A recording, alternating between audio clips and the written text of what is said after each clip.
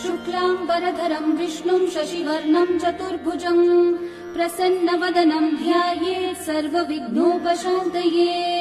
व्यासं वसिष्ठनप्तारं शक्तै पौत्रमकल्मषम् पराशरात्मजं वन्दे सुखतातं तपोनिधिम्। व्यासाय विष्णुरूपाय व्यासरूपाय विष्णवे नमो वै ब्रह्मनिधये वासिष्ठाय नमो नमः।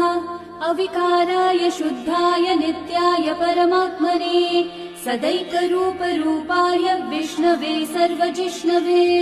यस्य स्मरणमात्रेण जन्म संसारबन्धनात् विमुच्यते नमस्तस्मै विष्णवे प्रभविष्णवे।